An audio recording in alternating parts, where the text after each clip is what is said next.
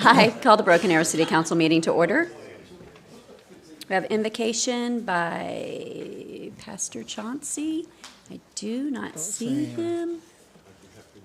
I would love for you to, sir. All right. Let us pray. Lord, we come before you. We thank you for this day. We thank you for your many blessings, your graces, and your mercies you renew to us each day. We thank you for the opportunity to come together in this place, Lord, and to serve the citizens of this great city. We pray you would be with us, you would give us wisdom, you would give us your leadership and your guidance, and you would order our steps. And we trust you and we thank you in all things. In Jesus' name we pray. Amen. Amen. Thank you, sir. Roll call. Pickle. Here. Green. Here. Ford. Here. Parks. Here. Wimpy. Here. Please stand and join me in the Pledge of Allegiance. Can you just make sure to step all out from behind me? Thanks. Attention, salute, pledge. I pledge allegiance to the flag of the United States of America and to the republic for which it stands, one nation, under God, indivisible, with liberty and justice for all.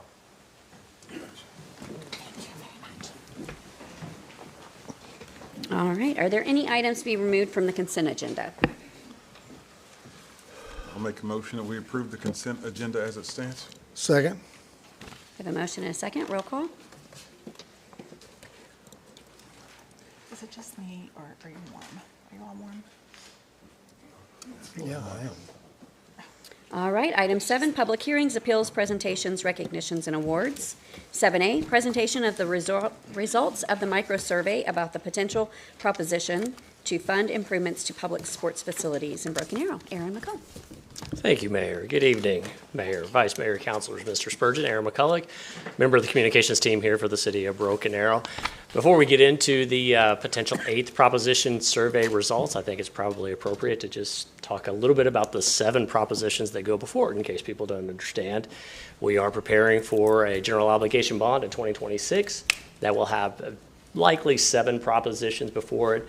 That will include about $400 million worth of capital improvement projects. That's going to be transportation, that's going to be public safety, parks and recreation, public facilities, stormwater drainage, and a possible partnership with Tulsa City County Library System for a new library in South Broken Arrow.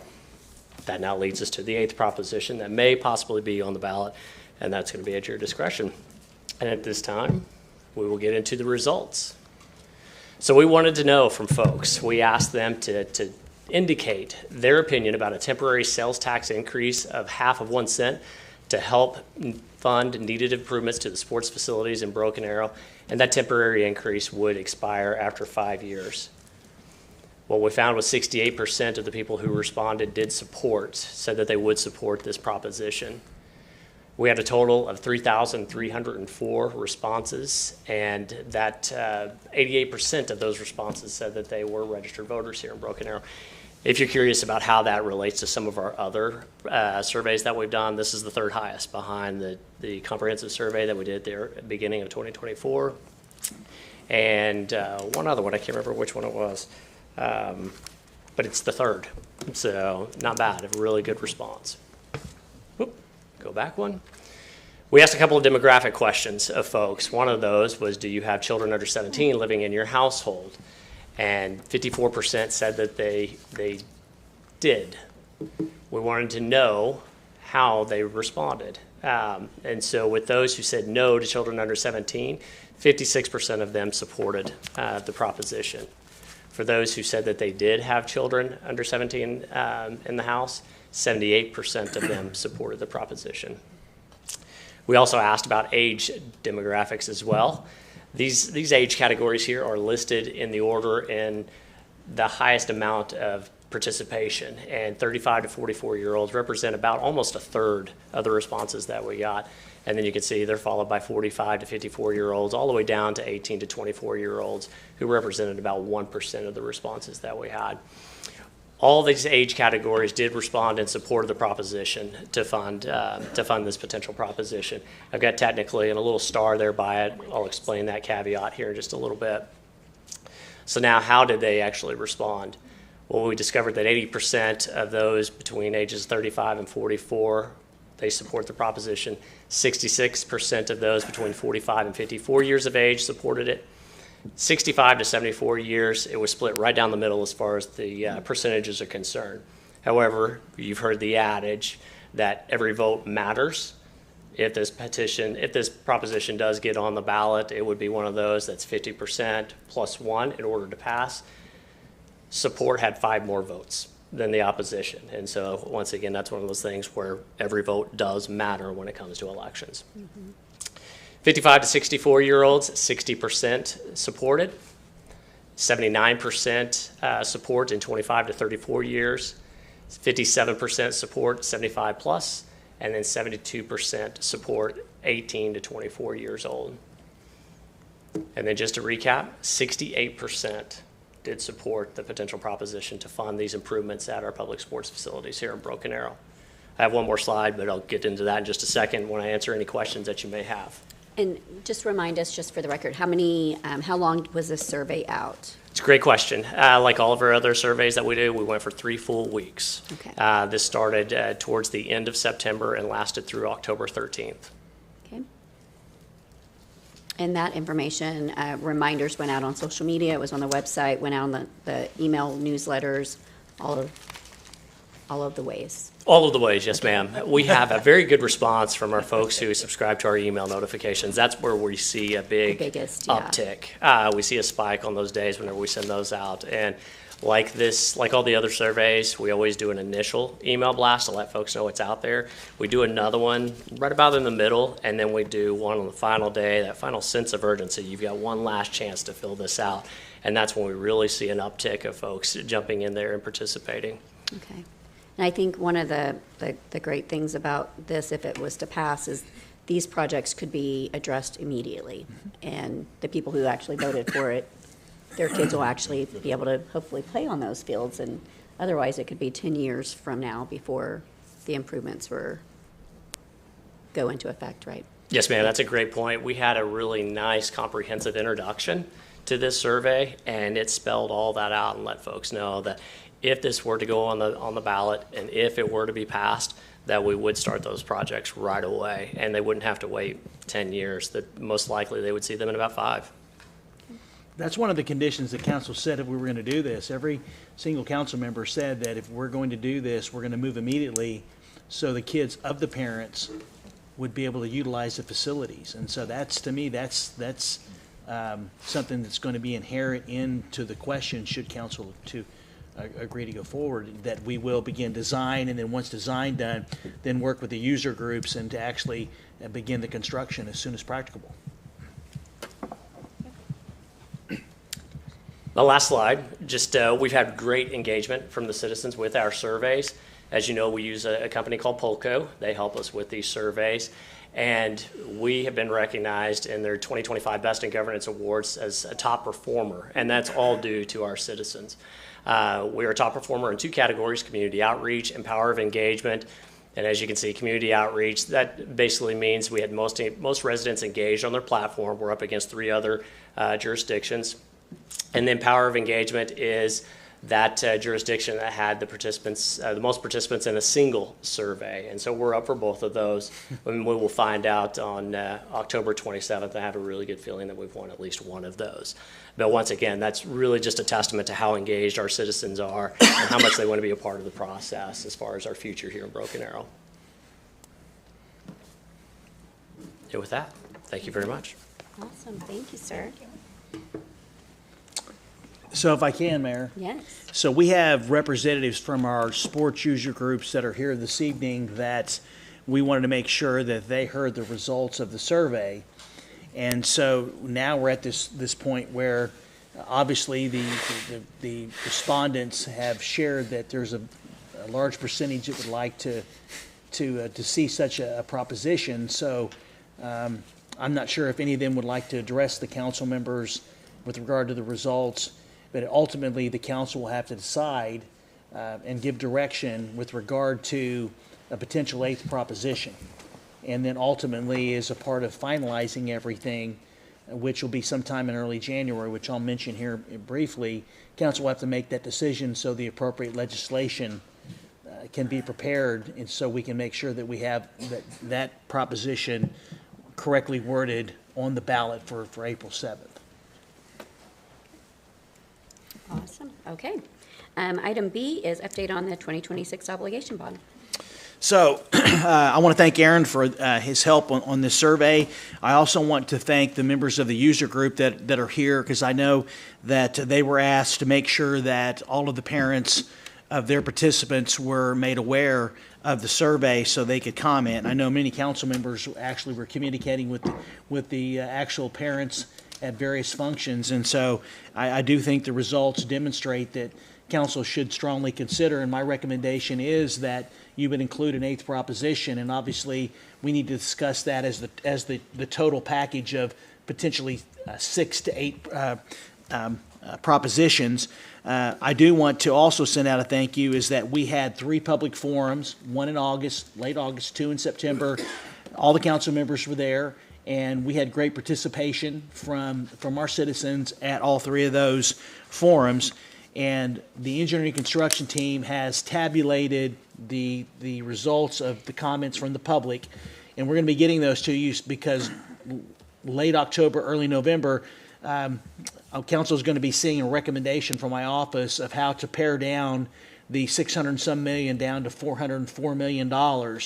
And then we're actually going to be having a discussion, public meetings as a part of our regular meetings for council to determine which projects, look at the recommendation, see if there are other projects, and then look to finalize the actual package, because based on the timing, the target of staff is to have everything ready for your consideration at the January 2nd, 2026 meeting, which would be the ordinance, also the resolution calling for the election. And so we have our municipal finance team, we have our special counsel, we have Trevor's team, and we have the engineering construction team that have to actually put the package together based on the recommendation I'm putting together in terms of naming 70% of the projects and determining what year those projects will be done. So we're working on getting all that together so we can present it to the council. So we've entered this next phase. We finished the public forum phase, great participation.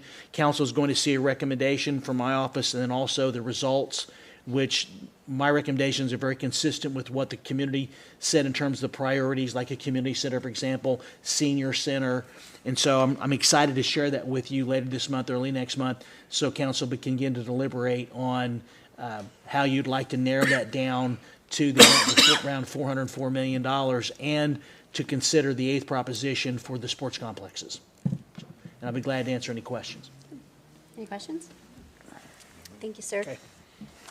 All right, item 8 is citizens' opportunity to address council. There is none. Item 9 is general council business. 9A, consideration, discussion, and possible approval of 1 voting delegate and 1 alternate voting delegate for the National League of Cities annual business meeting held on Saturday, November 22nd. Norm, hi. Yes, ma'am. Good afternoon, Mayor, Vice Mayor, Mr. Spurgeon, Council. The National League of Cities requires member cities to designate 1 voting delegate and 1 alternate to vote on business matters at the annual business meeting. Historically, the council has appointed the mayor, vice mayor, or city manager to the delegate position. However, any official may be designated. It is my understanding the city manager will not be attending the business meeting this year. This year's National League of Cities annual business meeting is scheduled for Saturday, November 22nd, 2025. And if possible, we would like for you to approve designating 1 delegate, voting delegate, and 1 alternate voting delegate for the annual meeting.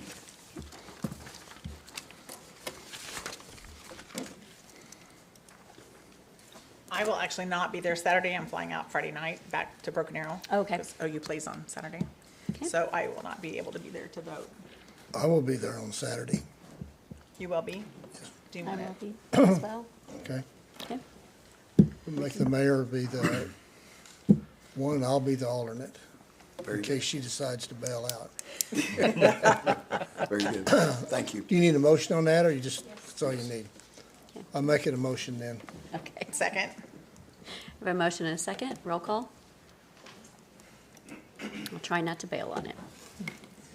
I've been to those meetings. It may be easy for her to think I of. know. We're like, oh, Johnny's That's why I gonna be- said bail. I've been to them too. All right, item 9B, consideration, I discussion, don't and think possible. I've made the motion. System to catch up. Who's seconding? Did I? You did. I clicked it. Okay, I was like, did I second it? we were just ready to move on. You're ready to move on. Thank you, ma'am. All right, item 9B, consideration, discussion, and possible appointment of two council members for a subcommittee on the Project Municipal Services Administration Building. Charlie Bright. Good evening, Mayor, Vice Mayor, council members, Mr. Spurgeon.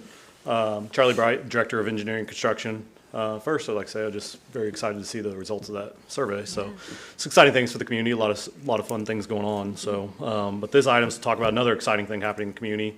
So the governing body, this council, recently voted on a design contract for building a new municipal services building that replaces the building that we're in here today.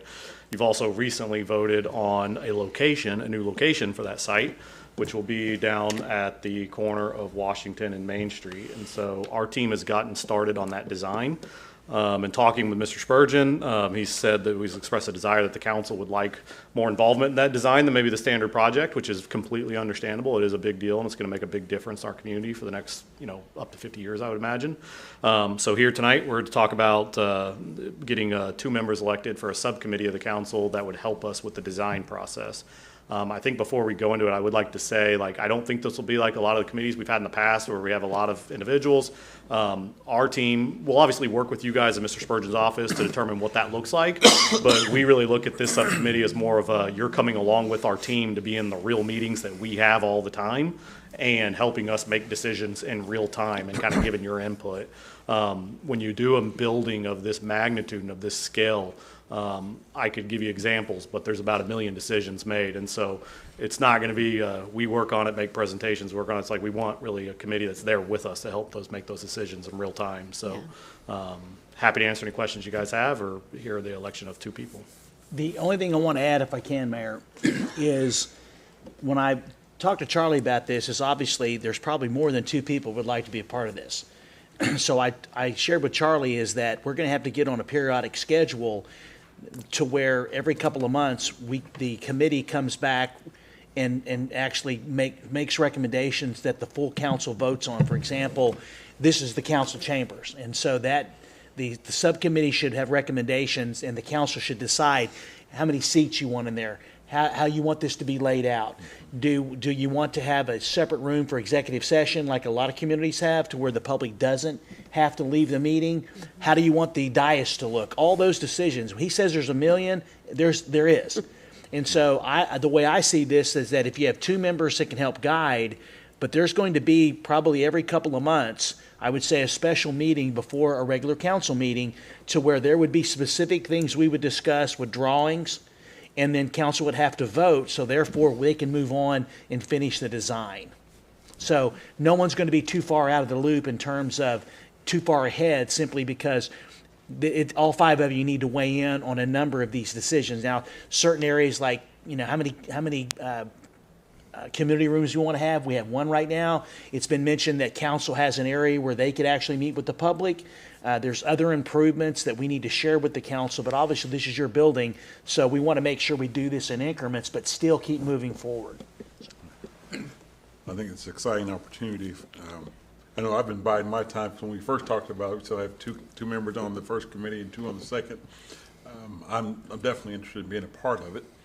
I'm not sure who all else is. You can't make everything green. Yes, Or orange. or definitely not orange. Those are not our city colors. I'm interested in serving on it also, but I just felt like that all the council would probably be, what I'm excited to be into. I believe you mentioned 7 or 8 total meetings. Yeah, so I think there's going to have to be some work with whoever the council members are to just see how involved they want. I mean, our team's going to have weekly meetings, and that's how we do it. And it's like, do you all want to be logging in Teams weekly with us? We're happy to have that, and it's in real time. Or we can just meet with the committee once a month and kind of update you on things that we've gone over for 3 meetings, and now here's the one with you. So I think whoever is on that committee, we can kind of work with what level of involvement you want there.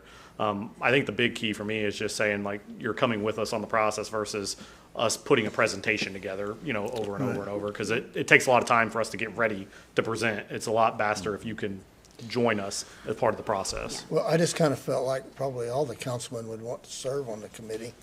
I think the city manager's idea of having an update, I don't have to be on the committee then, as long as, has some input as we go along. Yeah. But I would have liked to have been on the committee, but I think you two were on the committees, to start Yeah, with. and I don't mind not being on it. I have plenty of meetings. So I didn't want to second And a new guess. one, yeah. Second guess you, Yeah. second guess you all. I would have liked to have been on it, but I'm certainly satisfied with meeting, you know what I mean, every once in a while and presenting it if you want to continue serving I just on hope we it. get to keep the avocado green sink. I definitely. You guys don't get to see the behind the scenes that's in that room back there, so. I'm confident we'll have a very nice executive session area with much No, I better. really do want to keep it, Charlie. We'll literally That's take why that she's not one. gonna be on that committee.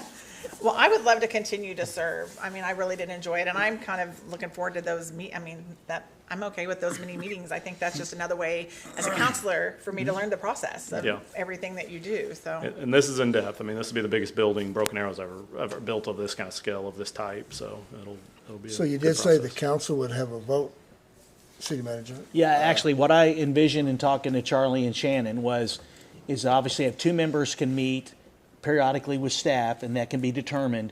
And then at some point, we're going to stop, and then we're going to bring these items that need full council approval to you in probably a special session before. And I figured to compartmentalize everyone's time, we would do it before a regular council meeting, call a special meeting, and then we'd have specific items on the agenda that we would need council to give us direction on, and there would be the appropriate sketches or whatever's needed for you to be able to make an informed decision. Because once council, for example, with everything that needs to be decided about the council chambers, that's the first thing that comes to mind, that all the litany of things that need to be decided need to be discussed, because once council says this is the way the layout, then the design begins.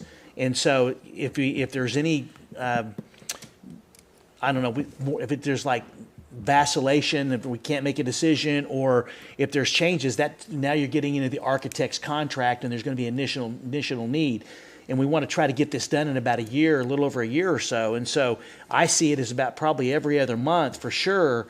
We come with items that we need the full council's consideration on, because then Charlie and Shannon can give direction to narrate to actually go ahead and move forward with designing this portion of it.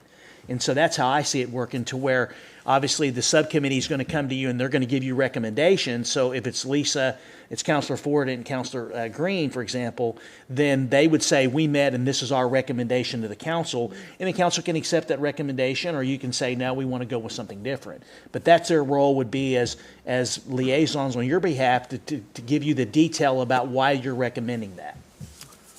Well, I just figured that we would all compete for it and have a race, and unless that leaves Lisa out, and I could at least be. Fast on my scooter. So, with those, guidelines, if you're willing to step down and you two are willing to serve, I'm okay with that. I do like the idea of coming back to the whole council too, because even when you said that, I was like, okay, then I won't be quite so upset if I'm not on that one, because that, give us Sure. an update, but yeah. I think like that. it'll work. It's too important. I think It's your it'll- building, so therefore council should be making all the major decisions. And you didn't want to spend all that time and finally get to the council and we vote no on it, so you kind of need to This is true. kind of see what's going on in the way. Just so you all understand, to Mr. Spurgeon's point, he's exactly right. We anticipate the whole process taking about a year, but I see the heavier load for a committee and council involvement really being in the first 6 months. So the way the process normally goes is we'll go to a schematic design, and then design documents, and then construction documents. Schematic design really means like the concept of what it all looks like, the layout and everything else. And that's when you have a lot of involvement, because it's like, what is the layout going to look like? How's it going to function? And then we'll lock that in.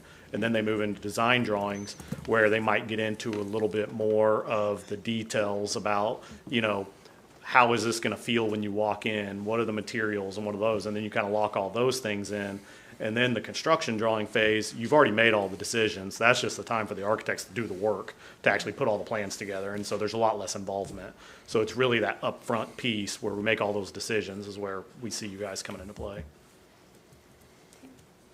Exciting. Okay, I'd make a motion then that Lisa and Justin be our representatives for this phase of the development of our new city hall. I'll second that. I've got some ideas. I'll make sure they're not I've already orange put it on the record. or green. I'll make sure it's practical and functional. Roll call. Look forward to it. Oh, my. Thank you all. Thank you, Charlie. Thank you. That's 9C, consideration, discussion, and possible approval of resolution number 1711. Cindy Arnold. Good evening. It's that time of year again. In the fall of every year, we go out for our next series. In 2018, the voters approved $210 million. This year, we are selling $17 million. There's going to be Series A, which is going to be 14. It's going to be 13,705,000. Can you put the list of projects up, please? The first, this basically is all transportation, and 795,000. Scroll up a little bit. I mean down. I'm sorry. Your other up. For proposition number 5, for a total, that's going to be the first series, and then the second series will be $2.5 million. But we'll get to that when we get to the next item. This next year will be our last sale. We're selling $17 million this total this year, and next year we have $18,775,000 left to go out of the 210. So we're getting close. Resolution 1711, fixing the amount of the general obligation bond series 2025A to mature each year, fixing the time and place of the bonds are to be sold, designating a paying agent and registrar, approving the preliminary official statements that Tom sent out to you on Friday. I didn't know if anybody had any questions on that. And distribution, and authorizing the clerk to give notice of the said sale. John Wolf's here if we have any questions on the next series. Okay. Any questions? It's amazing how fast this time has gone by. I I mean, feel like you were just up here. but it's 2018. It just we're getting down to the end. You know, we're probably going to start all over, though. I mean, I have a feeling. Great. I just think that's the way it's happening. Yeah. All right. Seeing no questions, entertain a motion. I'll make a motion to approve. I'll second that motion. We have a motion and a second. Roll call.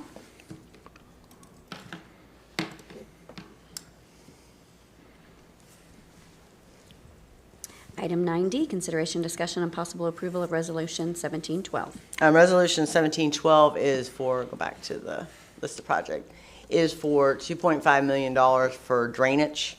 Resolution 1712 is a resolution fixing the amount of general obligation bonds, Series 2025B, fixing the time and place of the bonds are to be sold, designating the pay agent, registrar, and disclosure counsel, approving the preliminary official statements and distribute therefore, and authorizing the clerk to give notice of the said sale as required by law. Staff is recommending approve the $2.5 million 2025B series. Okay. Any questions? I'll make a motion to approve number 1712. And the goal is next month we'll bring back whoever bid on them, and then we'll close in December. Okay. Thank you, ma'am. Thank you. Item 9E, consideration, discussion, and possible direction. Okay. Thank Thank you. you. Possible direction regarding the definition of meeting and its application to city council activities and communication. Trevor. Thank you, Mayor, Vice Mayor, council members. Rocky, if you could help me, there's a clicker on the podium. That would be helpful. At your service, Trevor. Thank you, sir. The sooner we start, the sooner we can be finished. Agreed. So this is just a really quick slideshow presentation that just kind of goes over some of the basics of the Open Meeting Act. We're going to get into specifics about attendance requirements and what the statute and the Attorney General says about if certain meetings are missed. But just by way of background, it's codified in statute, Title 25, Section 301 to 314. We're going to talk a little bit about when the Open Meeting Act applies, who it applies to, and why we should comply with the act. Basically, the public purpose is transparency. So the idea is everything that we do as a public body, whether it's fact gathering, discussion, or actual votes, would be done in front of the public so that they can participate. It's important that we have, according to the law, a space for citizens to come and watch the public body take action, and those meetings are going to be done at convenient times and places. As you know, we post our meetings in advance, a year in advance of both our regular and special meetings. So when does the Open Meeting Act apply? So it only applies when a majority of the public body's members come together to conduct public business.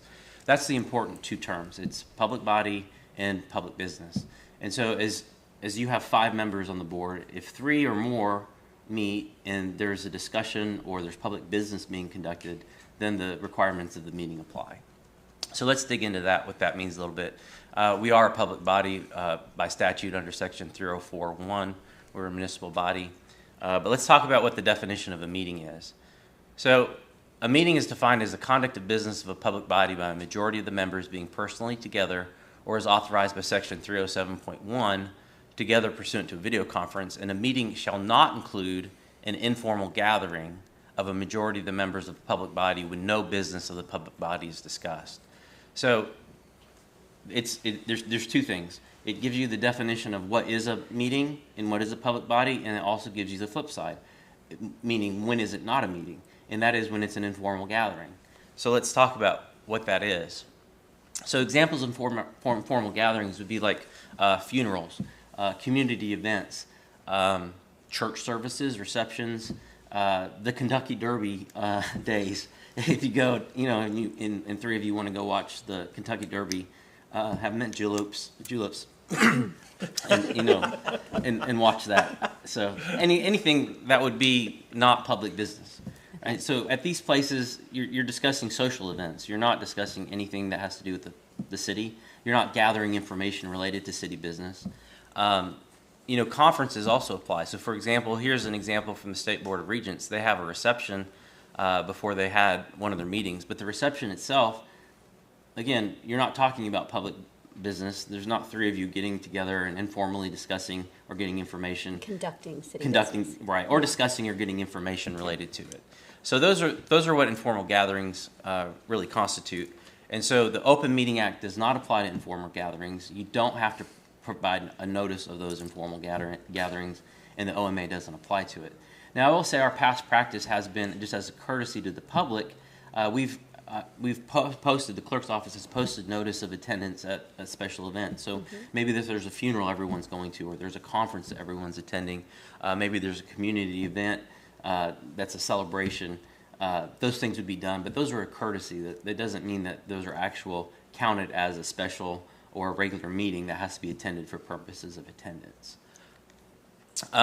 One thing that we always caution is you can have a meeting inadvertently through email communications or texts.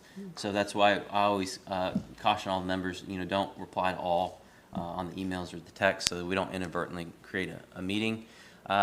As well, we generally advise that, majority of the council members don't get together, for coffee or dinner after a meeting.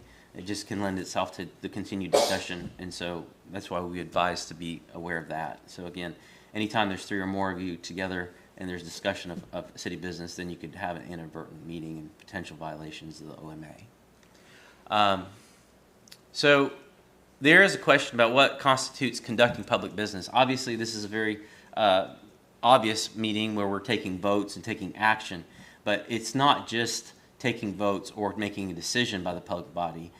Is what the Attorney General defines public meetings as the entire decision-making process. So that includes information gathering, deliberations, decisions, or formal actions.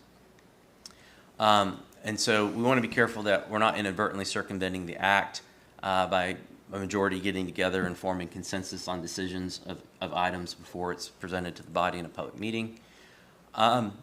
But it does raise a question of what happens if we have less than a quorum. This was a good example when we had the committee that's going to be advising on the building of the new city hall.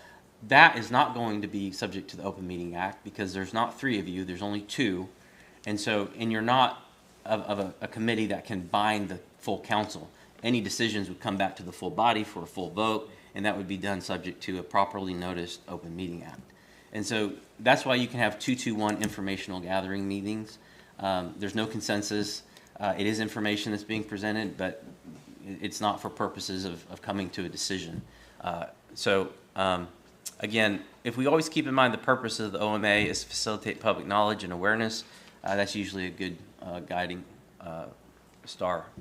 So we want to make sure that we're properly posting our meetings. We're cautious about meetings if there's less than a majority present, that we're not polling or building a consensus or trying to get votes. And then here at the end here, we have a quick flow chart that gives you an idea of how the decisions get made under the law. So really the first question is the entity a public body? Yes, it is. If there's a majority of the public body members present and they're conducting public business, the OMA applies. If they're not conducting business, the OMA does not apply.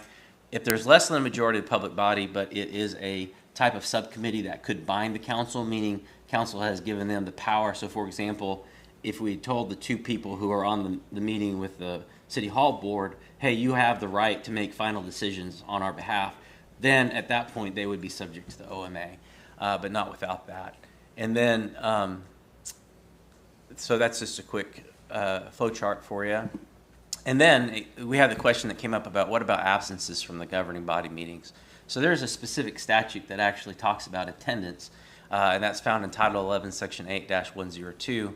And basically it just states whenever a member of the municipal governing body is absent for more than 1/2 of all the meetings, regular and special, within a 4-month consecutive period, then that person ceases to hold office.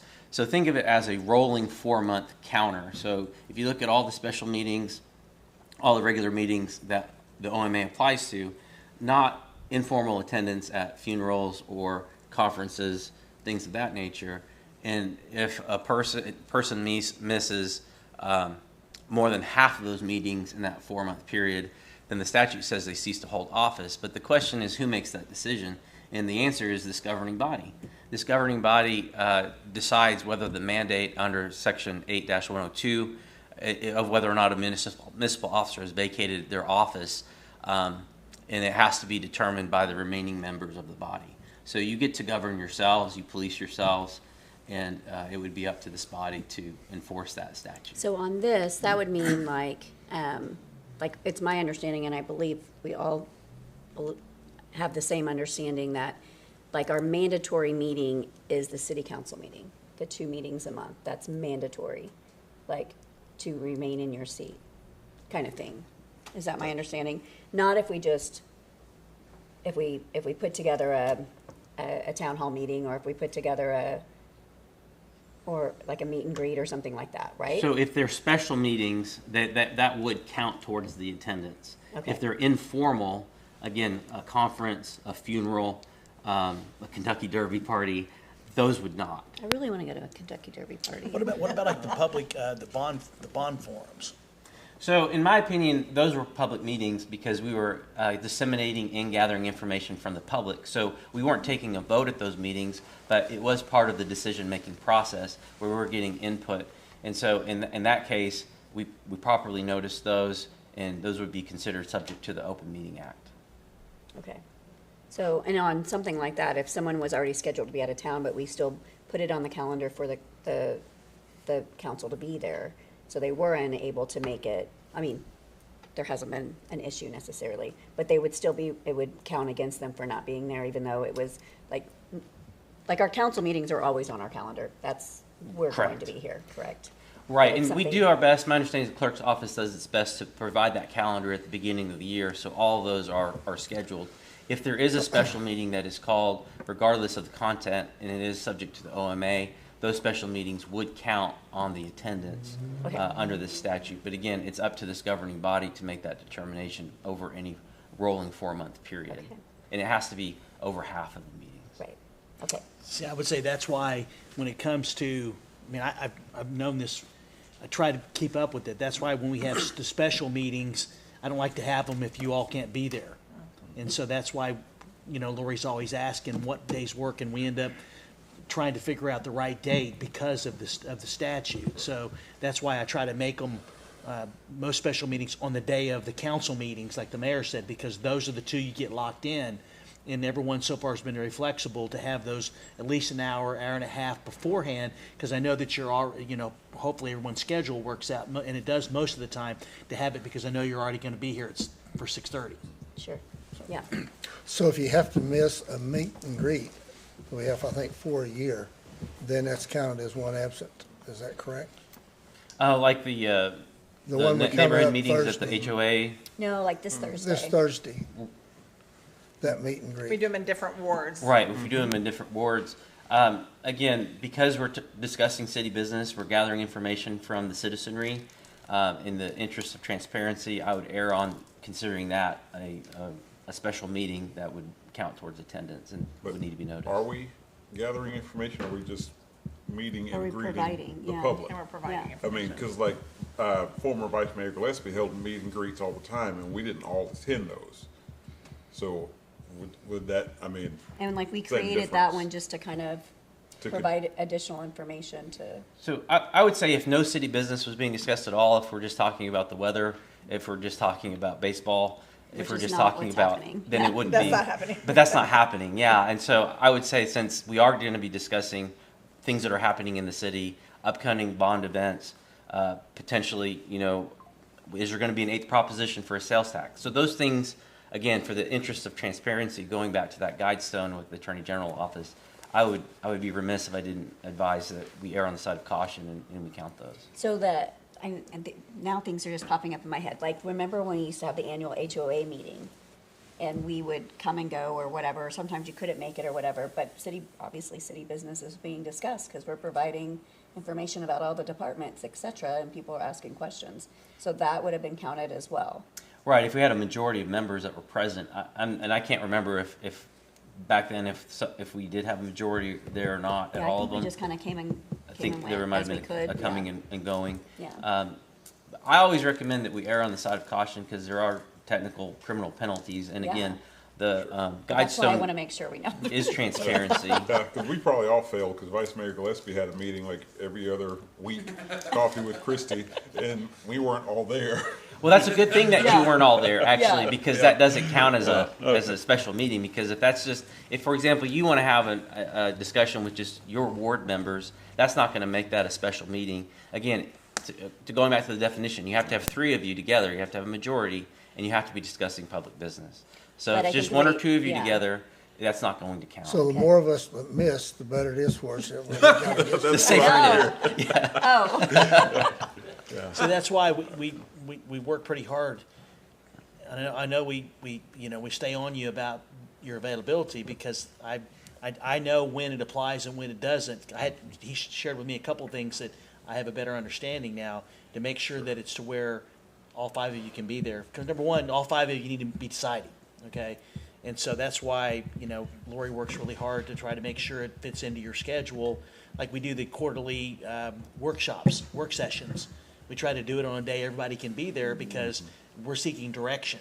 yeah. So, but that's good about the meet and greets. I mean, because actually, even though there's no formal agenda, the first one we did, and then after that, it's just been mingling with the citizens, but we're talking about city business.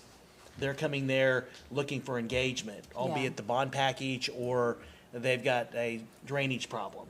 And so to me, I would agree with Trevor. we created more work for That'll be ourselves. considered Yeah, a we did. special meeting, so. Okay. That's good information for us next time we vote for a meet and greet, Yeah. And I think that was my idea. especially during football season. Yeah. Well, and then, so on that note, we have the meet and greet that's scheduled for Thursday, but I will be in DC for the NLC nominating committee, so I will miss it. So now I've got a count against me. Strike And one. it only gets significant if you miss over half. And Okay. so, And in a 4-month period. And And a when we're format- and having it's over a format 2,500 period. meetings a month, then, I'm just kidding. And that Yeah. rolls like January through April, but then it Okay. goes February through May. yeah. So that's it's how a it rolling rolls. 4-month That's period. it. So Oh, it just okay. it resets. So it's not like you have so many strikes for the year. Okay. It's over So any if you 4-month miss a period. meeting in October, Mayor, Go to my football game. that will roll off, at some point Okay. because you'll be adding another month. Okay. So, Okay. Good. And I appreciate you doing that, Trevor, for sure. I was really happy to hear that, like, it falls on us. Like, we're the ones who have the final say, not like someone that's not even in our community. Because we all know how active we are. Yes. So, and things come up. So Yeah. thank you for clarifying all the things. All the You're welcome. things. Thank you. Absolutely. Okay. Fantastic. All right, no action needs to be taken on that, correct? Item 9F, consideration, discussion, and possible direction regarding policies and fees related to broadband service providers operating in the city. Trevor? Yes, you're going to hear from me just a little bit more this Oh, evening. my goodness, yeah. And hopefully we can move through this one quickly as well. So the question had really come up about how do we regulate utilities that are in our right-of-way, specifically broadband providers. Just by way of introduction, right-of-way is basically what you consider our streets, our sidewalks, any land that we have interest in that we can own and control. We don't have full title to it, but we do have basically an easement to it, so we have a right to use it. So the first authority that we have to regulate our right-of-way is actually our ordinances. So we can require permitting, we can require a fee for somebody to come into our right-of-way, we could require an occupancy fee, we could have various things that would require reporting if somebody's working in our right-of-way, things of that nature. The authority is pretty broad. It's in Title 11 OS Section 36101, and it specifically says we as a city can regulate and control the use for streets, roads, and other public ways within the limits of the municipality. And then we are also authorized to execute contracts, easements, and permits for the use of that right-of-way. So we regulate, our right-of-way through our ordinance and through our permitting. We currently have an ordinance related to permitting under Section 21-22. It's fairly limited in that it really is designed to govern if somebody's cutting, mutilating, or changing our right-of-way. It's not necessarily a broad, expansive right-of-way ordinance. If we were interested in changing something of that nature, I would recommend that you have staff do a study on what different types of additional regulation that might be recommended that could be brought before the body for consideration, and also get feedback from the body on what that is. So we do have quite a bit of authority under our ordinances to require permitting, also require permit fees or for reporting. In addition to our permitting of our right-of-ways through ordinance, there's also what's called a franchise agreement. Franchises are basically just contracts, and they're just contracts that are authorized by the Oklahoma Constitution to allow a utility provider to operate and work in our right-of-way. And so, unlike an ordinance with a permit that recovers for regulating them, you can actually obtain what's called a franchise fee, which goes into the general revenue fund for the city to help fund the city. This is found in Article 18, Section 5A of the Oklahoma Constitution. Key aspects of a franchise agreement include the right to operate. The term of the contract can't be longer than 25 years.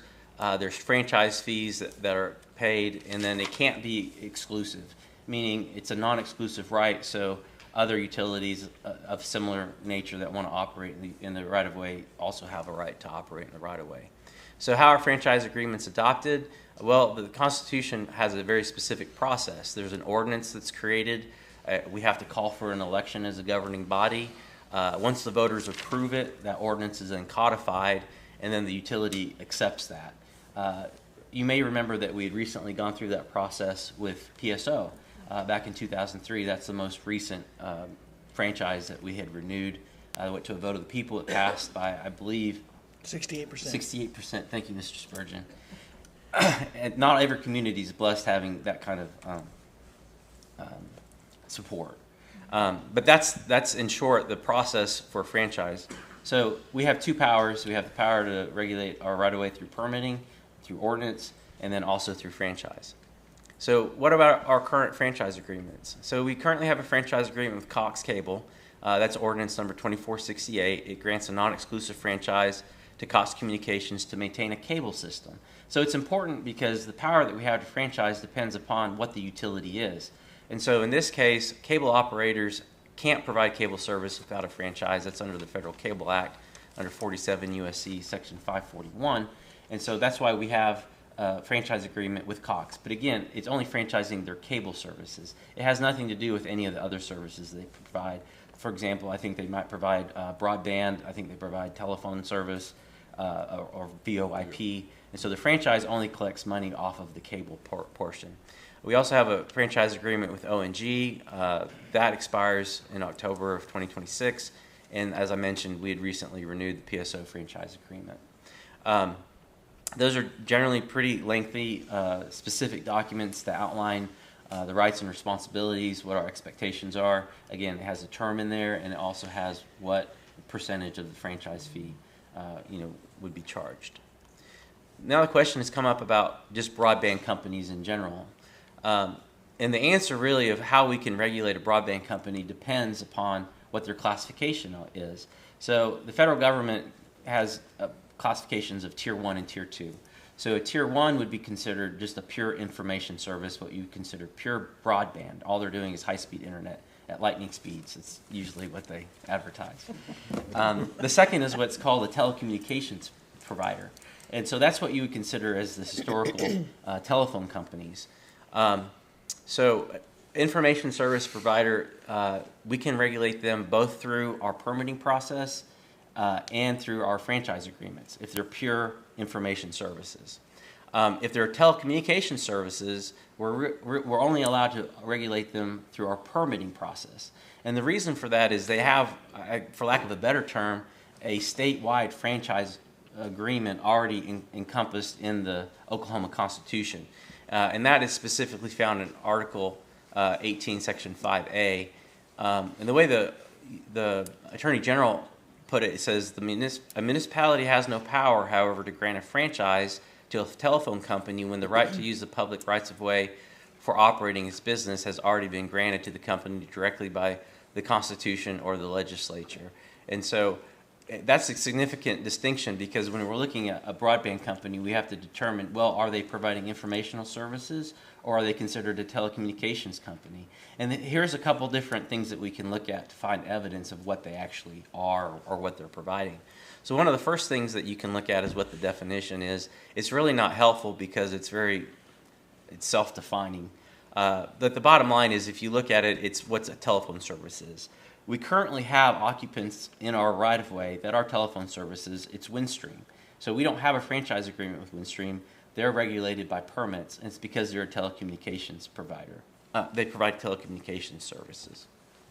Some additional evidence of what makes a telecommunications service is they're regulated by the Oklahoma Corporation Commission. So in Oklahoma, you cannot operate telecommunication services in the right-of-way without what's called a certificate of convenience and necessity. You have to have an application that's submitted to the Oklahoma Corporation Commission, and then there's publication, and then they issue an order, issuing a final order, issuing that certificate of convenience and necessity. If that's done, and this is notable, the Oklahoma Corporation Commission does not have the power to regulate or regulate broadband providers. So if it's a pure information service, the Oklahoma Corporation Commission is not going to have any authority or jurisdiction. So one pretty significant piece of evidence is if a company is providing telecommunication services, and as proof of that, they've applied and received a certificate of convenience and necessity to provide telecommunication services for the Corporation Commission, they're likely the telecommunications provider. And so in that case, we would regulate them through our permitting process and by ordinance, not through a franchise agreement, according to the Attorney General. And so that issue had come up. We specifically have a company, a broadband company, Metro FiberNet, in our right-of-way, I think, that's recently been doing work. And I talked to the Oklahoma Corporation Commission, and I found their application, and I found their final order, which is attached. And numbers 5, 7, and 9 are paragraphs from the Certificate of Necessity that outlines the conclusions of facts and findings of law that the Corporation Commission had issued for MetroNet. And they specifically said that MetroNet seeks to provide facilities-based and resold competitive local exchange and resold interstate inter-exchange telecommunications services within the state of Oklahoma. And you can see there at the end, it's in the jurisdiction of Windstream Communications. They've also found that MetroNet's demonstrated sufficient technical, managerial, and financial ability to provide the telecommunications services, and that they satisfied all the requirements. So they're authorized by the Corporation Commission to provide telecommunications services. I guess the only question that really remains open is, are they actually providing those services as of today? I don't know the answer to that. I did look at their website. I didn't see anything that necessarily indicated that they were providing a regular telephone service, but I didn't see anything that said that they were or wouldn't. So at this point, the safest way to go forward, because the city has the power to regulate them through permitting, would be to regulate them through permitting.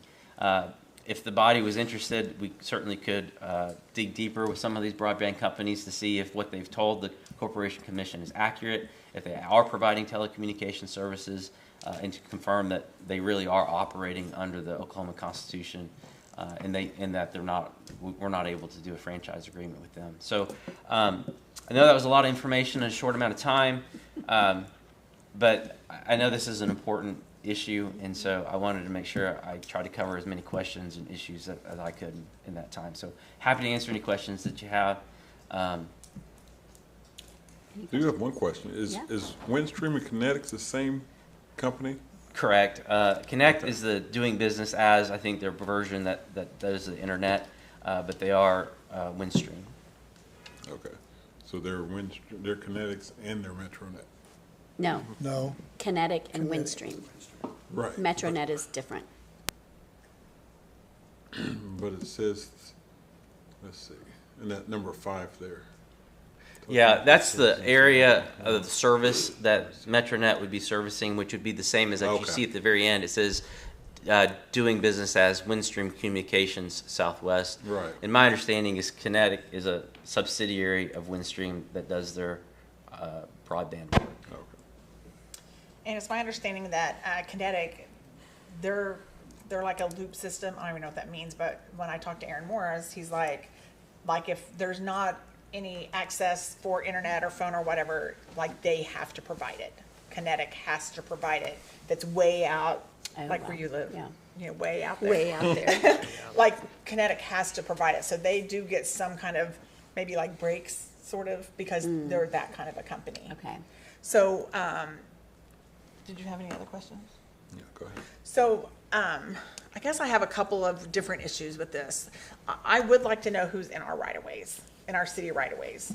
And I would like for them to have to be accountable for the things that they tear up. And Yeah. I don't know of how we know who's in our right-of-ways if we don't charge permits and, find out what's going on. Specifically in my neighborhood, Stone Mill, I'm not gonna say the name of the company, but they added some service to a brand new business, and they had left a big sinkhole.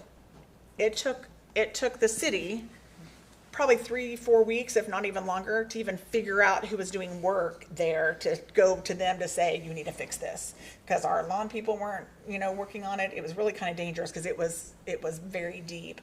And then when we finally figured out who did it, they came out no less than 4 times to try to fix it appropriately. And that was very frustrating. It's frustrating to me as a city councilor telling my neighborhood, it's like, well, we're working on it. We don't know who was there. Yeah. So I feel like we need to have some accountability for who's in our right-of-ways. I think there needs to be a fee because what if they do tear up our water lines or they tear up something else? Like they need to be accountable. So that's why I kind of brought this. And then again, it's like Cox Communications, which I know there was a lot of words. I know that because we have a franchise with them, that they do charge a franchise fee, which is a pass-through to the customers. I think we make about the city makes about $850,000 a year from that franchise fee. And I just think it would just make a level playing field to have other people providing services like that to also have to charge a franchise fee that then comes back to the city. So I guess that's a twofer. So I guess what I hear you saying is if we want staff to go further into maybe looking at permit fees, what that looks like, or even on the other hand too, like franchise fees for the people that we can legally charge a franchise fee to, I would like to recommend doing that if the council supports that. Yeah, and I would defer to Mr. Schwab on the specifics of the permitting or if you want to So speak to that. we do have a permit process right now, anybody in public right-of-way, and we're really talking streets, arterial, public street in your neighborhood, if they were going to do something in the front yard in that right-of-way, they do have to go through the right-of-way process. We review their plans. There is no charge, and that would be something that we can definitely take a look at.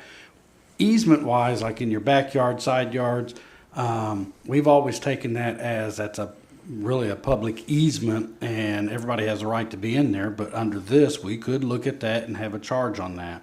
So I would support putting my team together and coming back with a summary of our findings to you. I would appreciate that, because what I hear from my constituents, and I'm sure the other council members do too, is when people work in their backyards and they leave a mess. And then it just takes a while to get the mess fixed. But even on our main streets, you'll see ruts from where, they worked, and because they bring all their equipment up on the grass, they make ruts and then they just leave it. And so I would like to see some accountability. Absolutely. We meet with Metronet routinely. They're the only ones that meet with us right now. We can even do a requirement on that. Now, it could increase our staff time, obviously, because there's a lot more. When we started this a couple of years ago, when Metronet actually met with staff and then actually met with council and 2x2x1s and came to the council meeting, it was really just Metronet, of course, Windstream and Cox. But right now, there's 4 or 5 companies in Broken Arrow with fiber. So let us put a team together and get you some information and get back to you. Thank you. Okay. If I can say, I think we also have to, and I'm definitely not opposed to accountability and, being equitable in this thing, but I also want to remind us that we have to consider, if we are trying to add franchise fees, those fees are passed on to our citizens.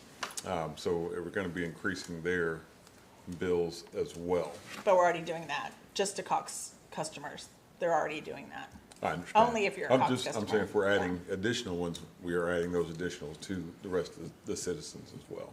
Just something to consider. I'm not a Cox customer, but I'm just saying, I just think it needs to be fair for everybody. So we'll actually review the permitting process. I think there's some other communities that do charge for reviewing applications and processing. And so it's obviously we try to be as proactive as possible. When it was just Metronet, but we've just been inundated. And so we've been looking at this and looking at some other communities.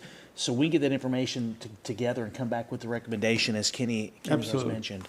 And to Mr. Spurgeon's point, Tulsa did go to, if you want to call it, a rental fee for the right-of-way as opposed to a franchise fee. They were, if you're working in their right-of-way, putting your utility in there, they went to a rental fee.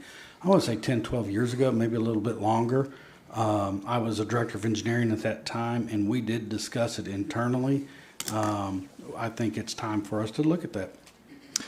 Back a long time ago, they had, and been in construction, we go into the right-of-ways a lot, but we had to be bonded for anything that was damaged. You know what I mean?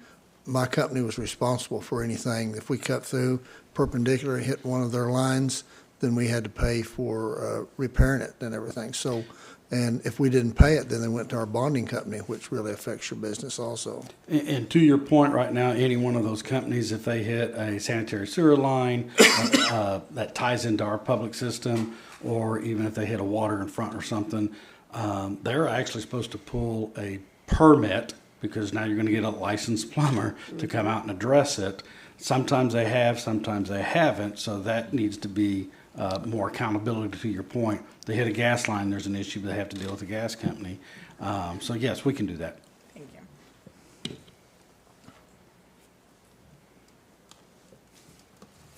Any other questions?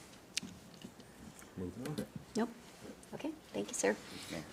Awesome. 9G, consideration, discussion, and possible approval of an authorization to execute a professional service agreement with Broken Arrow Film Festival.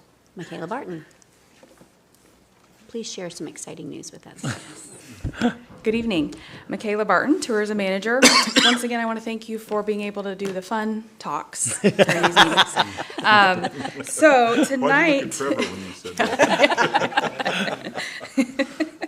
okay, tonight I am pleased to present to you all a new opportunity that aligns closely with our growing presence in Oklahoma's film industry. With our recent implementation of our film incentive program and the overwhelming attention that it's generated already, we have an exciting chance to further position Broken Arrow as a leader in supporting and promoting film and the arts in our state. The proposal before you is for the Broken Arrow Film Festival and Convention, a collaborative effort between Brad Heath and the Broken Arrow Film Festival, LLC, and Visit Broken Arrow. We're considering this inaugural year as a co-hosted effort to help successfully launch what is envisioned to become an annual signature event for our community. Planned for October of next year, the festival and convention would bring together filmmakers, vendors, and industry professionals from across Oklahoma and the surrounding region. The Visit Broken Arrow Board last week unanimously approved a $50,000 in funding at our last meeting, like I said, to cover essential startup costs, marketing, and event programming for this first year. Brad Heath is here, and he will speak a little bit more in depth in a moment about what he's seeing in the industry and why Broken Arrow. While the first year of this event, there's a lot of unknowns. The organizers have committed to coming back after the event and providing a full post-event report, including attendance, hotel room nights, budget outcomes, and recommendations for improvement. And then this will allow us to examine and determine how Visit Broken Arrow and the city should be involved in future years. This project has strong potential to enhance Broken Arrow's cultural landscape, generate tourism, support and grow the film industry in our city, and strengthen our reputation as a destination for arts and film. So at this time, I'd like to introduce Brad Heath, who will share more details about the vision for the Broken Arrow Film Festival and Convention and plans for the event. Thank you. Mayor, Vice Mayor, Mr. Spurgeon, councilors, thank you for the time this evening. As Michaela mentioned, what an exciting time to be working in this industry.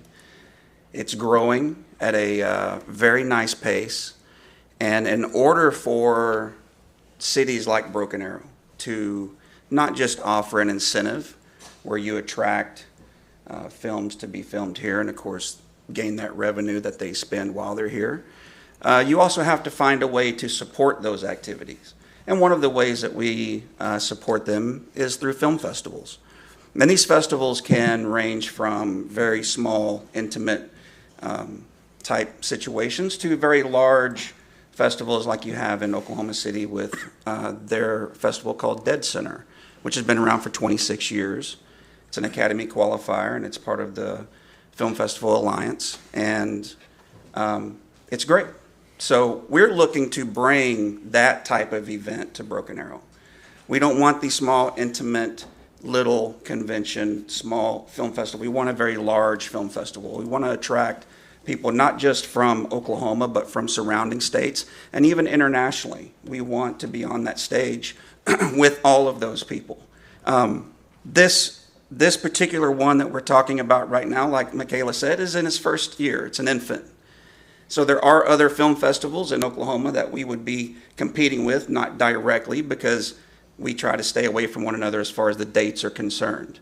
But in a very short time, we could be one of the top destinations for film festivals in Oklahoma. Obviously, with the incentive and with what Broken Arrow has to offer through its locations, beautiful Rose District, fine dining, museums, there's a lot that we're going to be able to expose to filmmakers. So the directors and the producers and the production companies are coming in and they're getting their first look at Broken Arrow. And I can almost guarantee you when they see what Broken Arrow has to offer, they're going to want to come back and film here. Not just for the film festival, but for the incentive as well. So I look forward to bringing this opportunity to Broken Arrow. I look forward to growing this industry within Broken Arrow, and I look forward to hearing from you and answering your questions. So what does that look like? The film festival itself, 2-day event.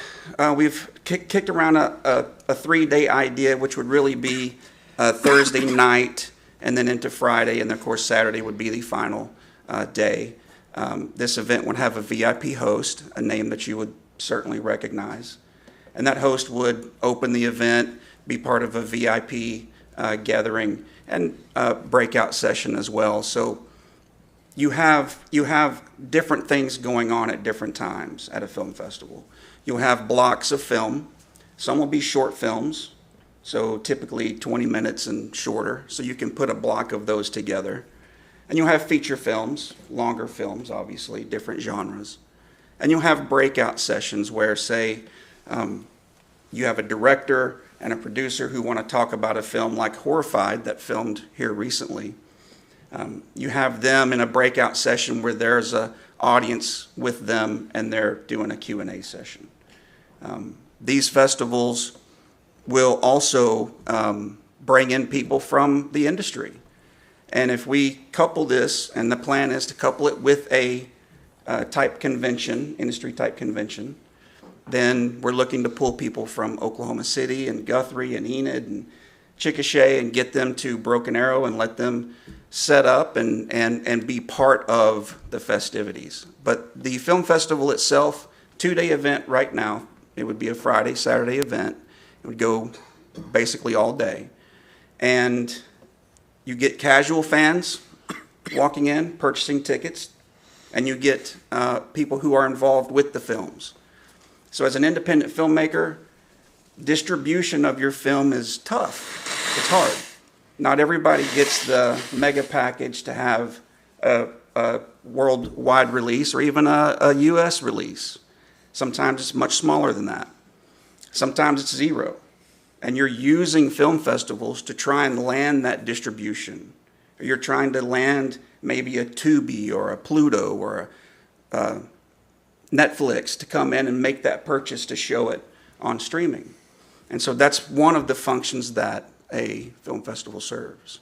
So people come in and watch films. Like, I've not ever been to a film festival, so I'm like, I literally want to know what goes on. Yeah. And Saturday is kind of the big deal. It's, that night. Of course, there'll be features shown during the day. At night, there'll be a feature shown. And it's also the awards presentation time. Now, sometimes you divide that up between the 2 days, and sometimes you do it all at once. But that's kind of the red carpet night. That's when people will get dressed up and they'll come out, and we'll have award presenters and we'll have cameras and the whole thing, and it's a fun time. Okay. It's a fun time. And then where's it held at? So right now we are in discussions with Regal Warren. We think that's a great location for it. We've met with the manager there, and we've actually toured the facility. It's set up really nice for us. And as these things continue to grow, sometimes you outgrow. So if the convention continues to grow, it may end up at Stony Creek, which would be a great place for it. But the film convention itself, or the film festival, would stay right there at Regal. Okay. In his presentation to Visit Broken Arrow, what I really liked hearing him say is, this is the first year, so there are some unknowns. Yeah. But he's like, I'm hoping not to come to you the second year for money. That's correct. I like that. That is nice. That's the idea, is to roll it over and make this just a perpetual event, that it's not an ask. We're not coming every year going, well, we need this amount, we need that amount. We get this off the ground now, we get it running, we roll it over into next year, and you guys are just showing up to present an award. You're not showing up to cut a check. So that's the goal. And of course, to expose everyone to what Broken Arrow has to offer. Yeah, I've seen a lot of positive remarks on, I don't remember who posted it, but somebody posted this, and there was a lot of positive comments about it. And there are a lot of things that the city will get in return as far as advertising goes. All of the social media posts, both the city and Visit BA, will be a part of that. On the screens when the movies are shown, the logos will roll. Any VIP passes, logos will be on those. Volunteer T-shirts, logos on those. So there's a lot that we're going to be adding to this. We've submitted a plan for most of that, but we still are developing ideas. Sure. And the committee that we're putting together, which is industry leaders in Oklahoma, they're going to have some ideas as well. So we'll be submitting those to Michaela. Yeah, I was just going to add too, this is a class of 1990 classmate of mine. Of course it So I'm sure you're surprised. I think we graduated with everybody. So, Yes. yeah. And like yes, the yes, we award did. winners, they'll be putting that they won whatever award at the Broken Arrow Film Festival. So like there's always that Yeah. little reminder. And the award itself, if I can just take another 30 seconds of your time, the award itself is truly Broken Arrow. It's going to reflect Broken Arrow. When you see it, you'll know exactly what it is and where it's from. And these are not only great pieces to have if you're a filmmaker, but for the city, for the film festival itself, it's something people are going to want. And so when people submit to film festivals like this, you cross your fingers, you hope that the judges like you, you hope you're an official selection, and you get to post that Broken Arrow Film Festival has liked your work and you're an official selection. And then we get down to, okay, who's actually going to be shown and who are we going to bring in? Yep. Very cool. All right. Any other questions? I think you asked most of my questions I was going to ask. So, but I do have one question for Michaela, if we may. Thank you. Okay, just to help everybody to understand, can you talk a little bit about where the funding for this would come from? Because I already hear citizens, are we spending our tax dollars for Yes. this or that, or how's this coming about? So Sure. can you speak a little bit about that? Sure. So this fund is Visit Broken Arrow funding. It's all 100% our hotel tax dollars, lodging tax dollars. So when visitors come and they stay at our hotels, I guess citizens could stay at our hotels as well. Anybody that stays at our hotels, you will see that there is a 4% charge that a visitor will pay to stay there. And so that is where this fund comes from. All of the work that we do is through that 100% through that fund. So every year we put a certain amount of that fund to the side to fund things such as this or other grants. And the idea is that we are investing in order to continue to get more sales tax dollars from those visitors that come, and it just basically is a multiplier by using those sales or the hotel tax dollars to generate more sales tax and more hotel tax. So it's kind of a cycle, and we always obviously want a net positive, but that is where those dollars are coming from. So if we approve this $50,000 is not part of the reason that the utility rates increased or anything, is it? Not at all. Okay, just putting it out there for. Thank you, Counselor. Social media purposes. Yes, Yes. thank you. Thank you. All right. Any further discussion? I'll make a motion that we approve item 25-1475. Second. With a motion, a second, roll call. Congratulations, sir. Thank you. Item 9H, consideration, discussion, and possible approval of film and hotel incentive rebate in the amount not to exceed $53,750. Michaela. Okay, speaking of film, tonight we have our second film incentive application. So we've had a lot of interest. This is the second application to actually go through and us be ready to present it to you all. So it is Live Like That Movie LLC. It's a feature film that will be partially filmed here in Broken Arrow. And so we are seeking approval for a film rebate for that. Cassidy with Red Clay Studios is here tonight to tell you more specifics, but basically this budget of this film is $6.7 million. So to compare, Horrified was about 2.5, and this is a $6.7 million budget with an estimated spend of $1 million, although I think I heard Cassidy say this weekend to the Senator Haste that it would be more, maybe $2 to $3 million, so that would be amazing. The production anticipates 7 shooting days in Broken Arrow and plans to hire 15 to 20 local residents as part of the crew. Again, at the October 14th meeting, the Visit Broken Arrow Board approved up to $53,750 in total incentive funding. $41,000 of it through the film incentive, and that is because after Horrified, we approved up to $59,000 for them. Out of the $100,000, we only have $41,000 left. So $41,000 of this would come through the film incentive program, and then $12,750 would come through the hotel rebate program, and that's based on which we do for all of the grants that come through, $500 for every 12 room nights that people stay. So that is actually a low estimate, again, with their increase in what they originally applied. I think they said 250 to 300 hotel room nights, and now it's estimated 550 to 800 hotel room nights. So our hotels are going to be happy and full. And so I will let Cassidy Lunan with Red Clay Studios talk a little bit more about that. And I believe there's a presentation, if you have that. It's not a horror film. Thank you. I know, it looks really good.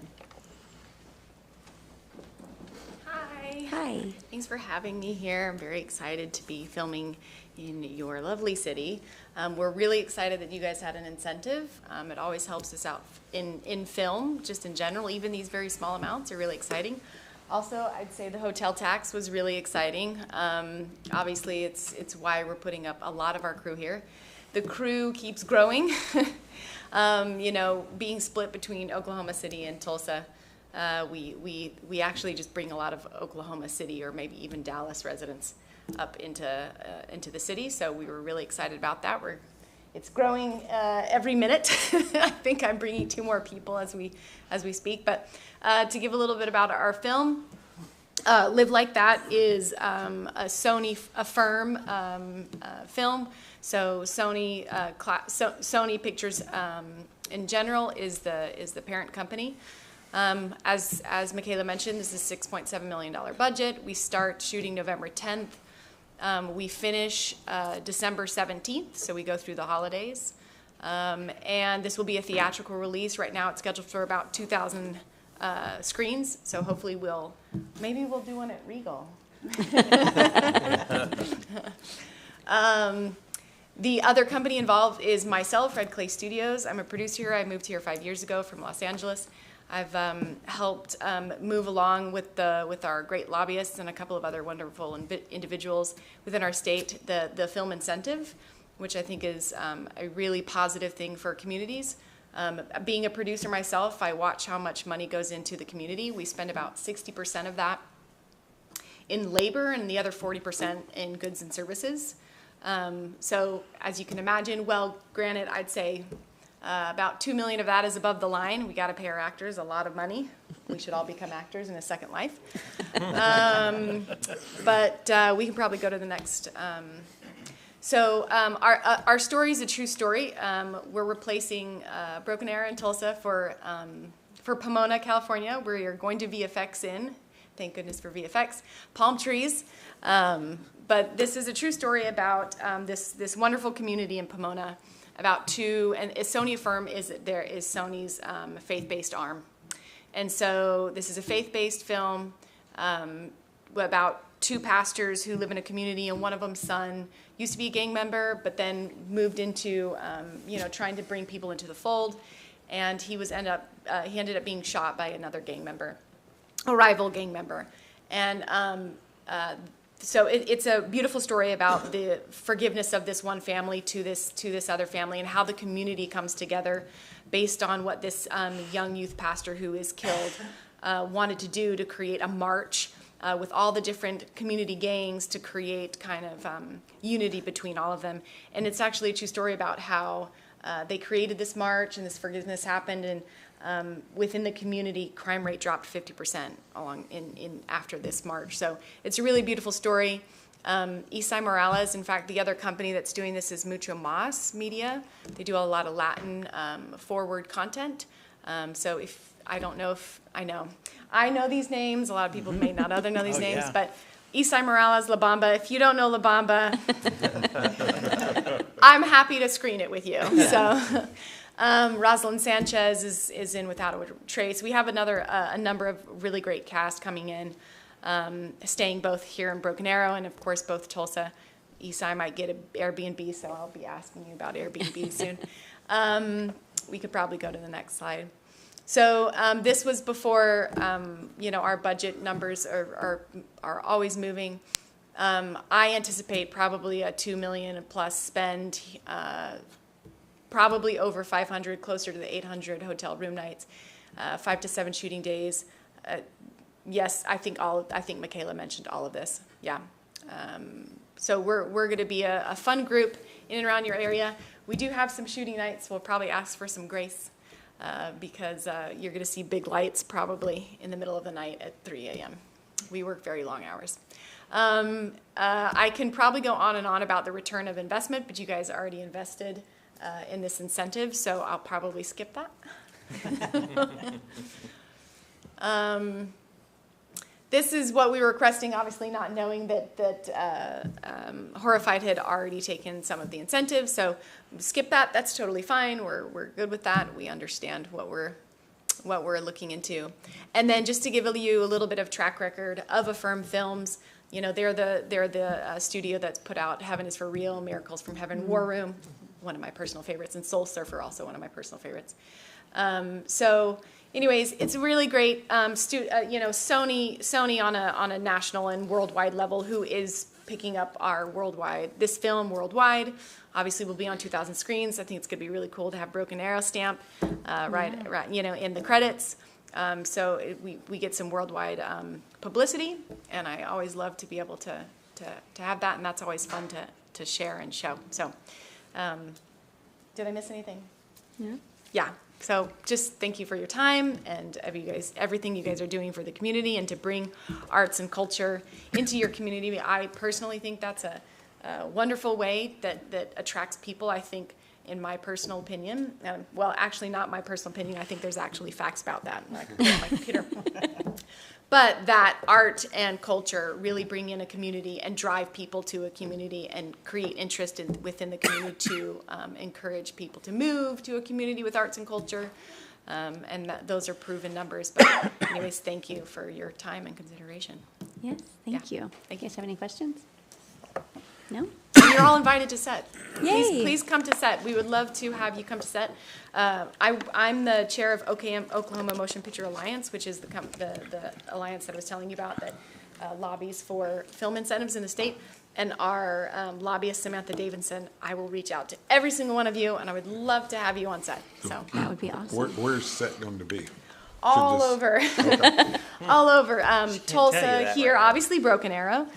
Here, Tulsa. So because we're filming 2.5 weeks before Thanksgiving and then another 2.5 weeks after Thanksgiving, whenever you're free, you know, you guys can always come out anytime. We don't shoot over the weekends. Thank goodness I get a break, but Monday through Friday. And again, we have some nights. So if you're, you know, sleepwalking or just, you know, like have insomnia like my husband, you can just come and visit us. So. Okay. Awesome. Thank you. Thank you. Exciting, I know. exciting stuff. I'll make a motion to approve item 25-1476. I'll second.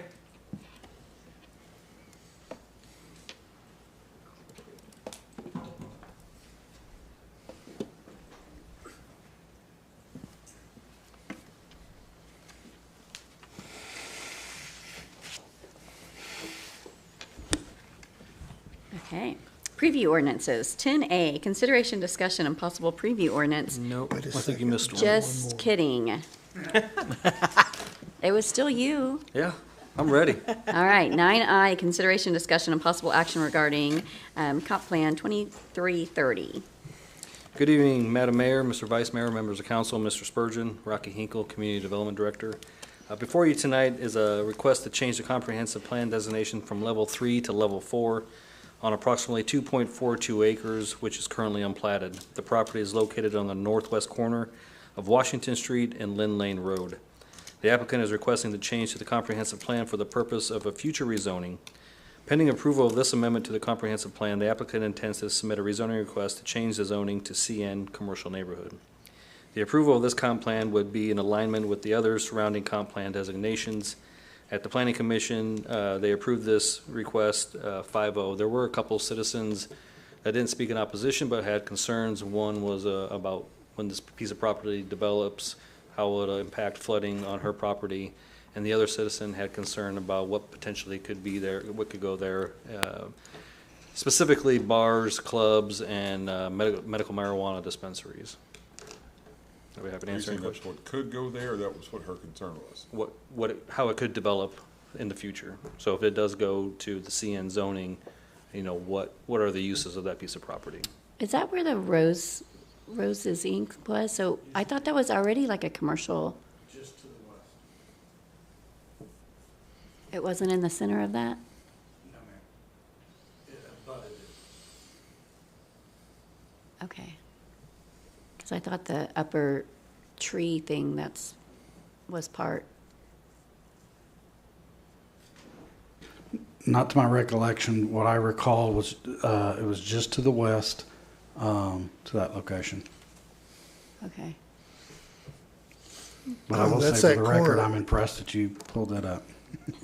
That's just that complete northwest corner of that intersection there then. Yes, sir.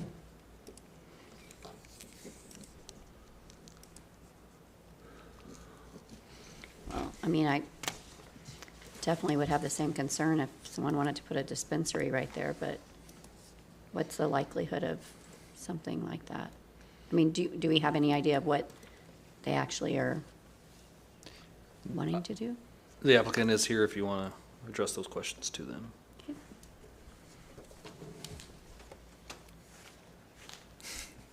Okay. Uh-oh.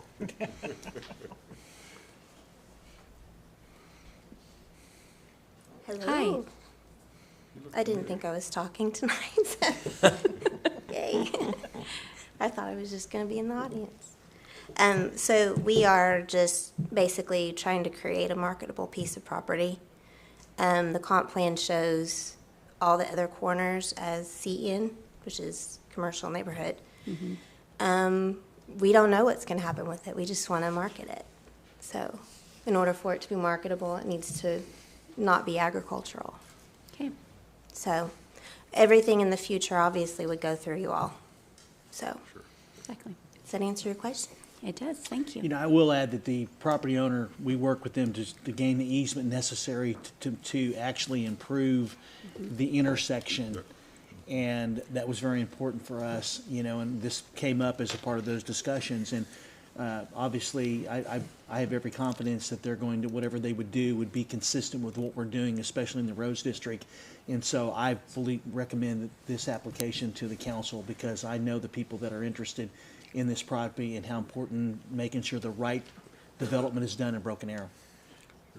I think it's important that we consider, and I'm assuming this is going to fall in line with the fact that we, like you said, we are going to make improvements in that intersection, and whomever should be purchasing this probably won't happen until, I'm not sure what the time frame is on that intersection, but I'm assuming that's not going to be till after those improvements are done, because I know there's going to be a lot of concerns about the additional traffic on there, but we already have that in the works. Voters have approved 2 miles from 81st to 101st. Those plans are being designed. We're going to start, I believe, from 101st to 91st and then 91st to 81st because of the railroad we have to cross. We're going to break out and do the intersection separately. And so ONG is out there right now actually relocating their assets so then we can actually bid out the intersection, which I would anticipate sometime early next year. So you're right on point, Counselor. And the remaining portion is not really big enough for a complete shopping center. So I don't think you're going to have, I foresee it being like a Scooter's Coffee. There's not much left after the road widens. So hopefully that puts them at ease a little bit. So. Well, it also makes it more compatible with the other intersections there, you know, also. I was kind of surprised that it wasn't that to start with. It's really weird. It was just that portion was left out of the comp plan. I know, So I figure that. maybe they thought we wanted to put crops on it or something. Okay, thank you. Any other questions? I'll second the motion. Okay. Thank you all. The motion. I was like, who made the motion? It's in a process. There we go. It was on there, I saw it. Can't Okay. hide. Now 10A, consideration, discussion, and possible preview of ordinance 3895. Good evening again. The property owner, Oak Hills LLC, has submitted an application requesting the closure of a 15-foot wide easement on property located approximately 1/4 mile north of Florence and east of Lynn Lane. The property is currently in the process of being platted as Oakmont Hills. Staff recommends you preview the ordinance and set it for adoption. Okay. Any questions or discussion?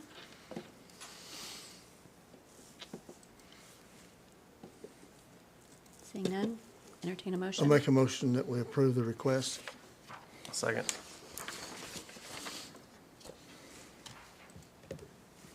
It's not, okay. I hit it once. It's getting late. For me or it. All right. Item B, consideration, discussion, and possible preview of ordinance 3896. This is the same piece of property, but another 15-foot wide easement. Staff recommends preview the ordinance and set it for adoption. Any questions or discussion? So move. Approve it. Okay, roll call. That was just a preview, Right. so we don't need a motion, do we? Or is this motion to actually preview it? The motion That is. we have actually to approved preview it. Okay, I didn't know if this was the preview or if we're, okay. That is a preview. This is the preview, right? Correct.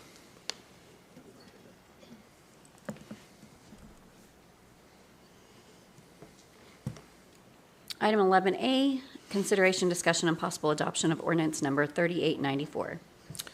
This item was previewed at the last council meeting. This is basically an ordinance to bring the city's ordinance into compliance with the Oklahoma Food Truck Freedom Act. Staff recommends you adopt ordinance 3894 and set it for adoption. I'll make a motion, we approve item 25-1490. Second. Roll call.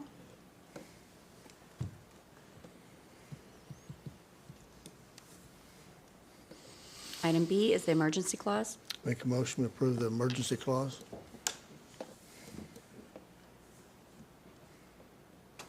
Second. Okay. Roll call.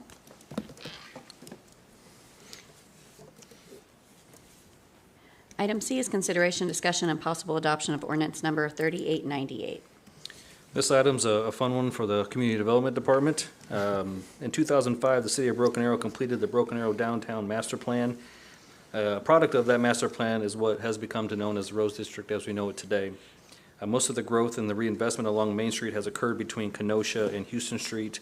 And with all the success along Main Street stemming from the recommendations of the Downtown Master Plan of 2005, it's time to begin envisioning what the second mile of Main Street from 81st to 91st Street can envision. A big part of the success along Main Street was the input from various stakeholders during the 2005 Master Plan study. This ordinance will allow the creation and formation of the Downtown Master Plan, allowing input and engagement from various stakeholders.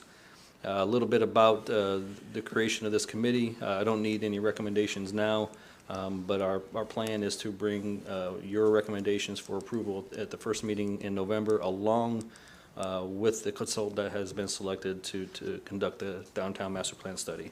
And just to give you a little bit of information on what the committee is going to be comprised of, it'll be 18 to 20 members, so each of you will have 2 representatives. The city manager will have 1 representative.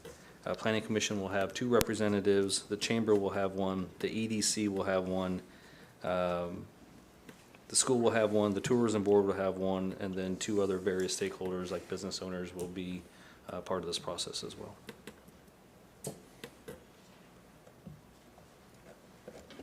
And this will last how long? So we envision it being about a year, so about a meeting a month for the next 12 months. And just to give you a little bit more information, we received 13 proposals for the study, so that's an excellent turnout of people that are interested in providing in our future for Downtown Master Plan. Okay. Any questions or discussion? So it's a little larger than Charlie's committee. Yes. So Mayor, when would you need our 2, like, each of us recommend, when, do you know when you would need that? I do not know that. I'd like to have them before the November 4th meeting, I believe is the next time we meet. So Okay. then I could bring all the recommendations to you for you guys to vote on those. Okay. Thank you. And what will that look like? Is there an application, or we just give you a name and number and you reach out to them? Yep, you just give me the contact information, we'll reach out to them and see if they're interested.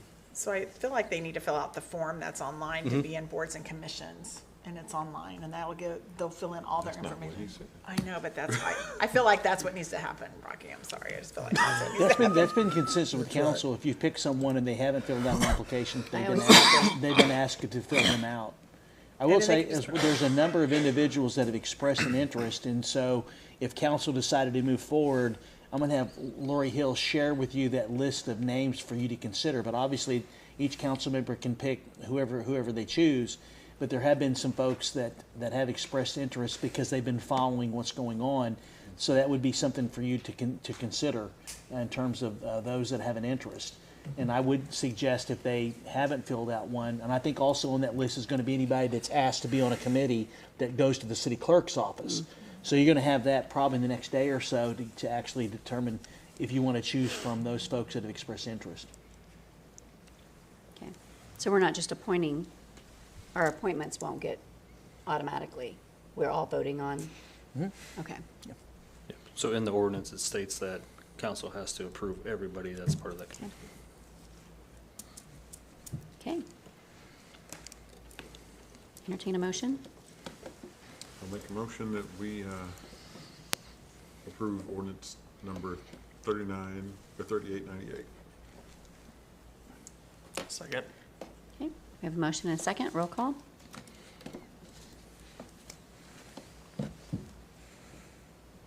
Item E is no, it's not. Item D is the emergency clause. Make a motion, we approve the emergency clause. Second. We have a motion and a second. Roll call.